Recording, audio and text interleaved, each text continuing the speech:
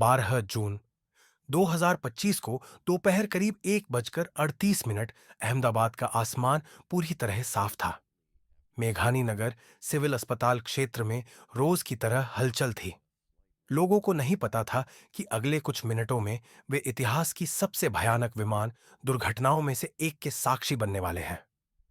Air India की उड़ान AI-171 एक बोइंग 7878 ड्रीमलाइनर 242 यात्रियों को लेकर लंदन के लिए रवाना हो रही थी। लेकिन टेक ऑफ के केवल 30 सेकंड बाद ही सब कुछ बदल गया। विमान में अचानक से जोरदार कंपन हुआ। इंजन से अजीब आवाजें आने लगीं और देखते ही देखते विमान शहर के बीचों बीच सिविल अस्पताल परिसर में दुर्घटनाग्रस्त हो गया। कैसे हुआ हादसा? प्रारंभिक जानकारी के अनुसार विमान ने रनवे 23 से टेक ऑन किया था, लेकिन जैसे ही वह लगभग 200 मीटर की ऊंचाई पर पहुंचा, उसे भारी कंपन और बाएं विंग की ओर झटका महसूस हुआ। पायलट ने तुरंत मेडे कॉल दी, लेकिन कुछ ही सेकंड बाद संपर्क टूट गया। विशेषज्ञों का मानना है कि इस दुर्घटना की संभावना इन कारणों से हो सकती है। बर्ड स्ट्राइक यानी पक्षियों के झुंड से टकराव, थ्रस्ट फेलियर यानी इंजन का अचानक बंद होना, flap configuration error, take on off के लिए फ्लैप्स का सही सेट न होना, हाइड्रोलिक फेलियर या अव्यवस्थित सेंसर सिग्नल क्रैश, साइड का दिल दहला देने वाला मंजर, विमान का मलबा सिविल अस्पताल की hostel building, medical staff quarter और पास के ओपीडी सेक्शन पर गिरा। वहां मौजूद गाड़ियों में आग लग गई, इमारतें धराशायी हो गईं और दर्जनों लोग अंदर ही दब गए। 65 से ज्यादा दमकल वाहन, 50 से अधिक एम्बुलेंस और सेना की मदद से राहत और बचाव कार्य शुरू हुआ, लेकिन तब तक बहुत देर हो चुकी थी। यात्रियों और मृतकों की संख्या 171 में कुल 242 लोग सवार थे। 230 यात्री भारतीय, ब्रिटिश, यूरोपीय। 12 क्रू मेंबर, जिनमें 2 पायलट और 10 फ्लाइट अटेंडेंट्स शामिल थे। सरकारी आंकड़ों के मुताबिक 241 यात्री मारे गए। केवल एक जीवित बचा और वह था विश्वास कुमार रमेश, 34 वर्षीय IT प्रोफेशनल, जो सीट 11A पर बैठे थे। साथ ही जमीन पर अस्पताल के परिसर में मौजूद 28 से 30 लोग भी मारे गए, जिससे मौतों की कुल संख्या 270 के करीब पहुंच गई।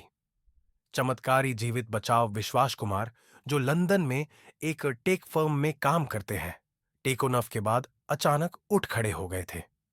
उन्होंने बताया, एक जोरदार धमाके के बाद मैं सीट से बाहर निकल आया। दरवाजा खुला हुआ था। मैंने बिना सोचे कूद लगा दी। फिर मुझे कुछ भी याद नहीं। वह फिलहाल आईसीयू से बाहर है और पूरी तरह होश में है। चिकित्सक उनकी हालत को स्थिर लेकिन गहरे सदमे में बता रहे हैं। ब्लैक बॉक्स और जांच प्रक्रिया दोनों फ्लाइट डेटा रिकॉर्डर FDR और कॉकपिट वॉइस रिकॉर्डर CVR मलबे से सुरक्षित निकाल लिए गए हैं। अब जांच में शामिल है DGCA Bharat, AIB UK, NTSB USA, Boeing के तकनीकी विशेषज्ञ, GE इंजन्स की टीम। ब्लैक बॉक्स में मौजूद डाटा से यह पता चल सकेगा कि टेक ऑफ के बाद विमान में क्या असामान्य घटनाएं घटी। क्या ड्रीमलाइनर सुरक्षित नहीं है?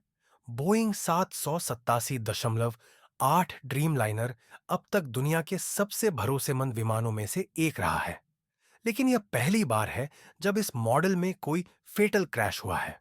इस हादसे के बाद दुनिया भर में कई देशों ने ड्रीमलाइनर की सेफ्टी जांच की बात कही है। हालांकि बोइंग का कहना है कि वे पूरी जांच में सहयोग देंगे। सरकार और दुनिया की प्रतिक्रिया, प्रधानमंत्री नरेंद्र मोदी ने शोक व्यक्त करते हुए कहा, यह हादसा पूरे देश को झकझोर देने वाला है। हम हर पीड़ित परिवार के साथ हैं।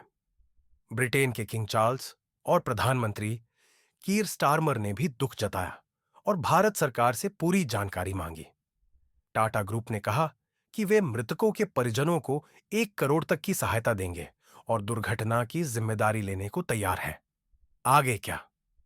ब्लैक बॉक्स के विश्लेषण से असली कारण सामने आएगा। संभावित तौर पर पायलट प्रशिक्षण और टेक ऑफ प्रक्रिया पर फिर से फोकस किया जाएगा। एयर इंडिया की SOP को भी रिव्यू किया जाएगा। पीड़ितों के परिवारों को मानसिक, आर्थिक और कानूनी सहायता दी जाएगी। निष्कर्ष, एक राष्ट्र की पीड़ा। अहमदाबाद प्लेन क्रैश ने पूरे देश को झकझोर दिया है। यह हादसा एक तकनीकी युग में भी हमारी सीमाओं की याद दिलाता है। जब सब कुछ योजना के अनुसार होता है, तब भी एक छोटी सी चूक या असामयिक घटना सब कुछ बदल सकती है। एयर इंडिया और बोइंग अब जांच के घेरे में है, लेकिन सबसे बड़ी चुनौती है उन परिवारों को न्याय और सहारा देना जिन्होंने अपनों को खो दिया।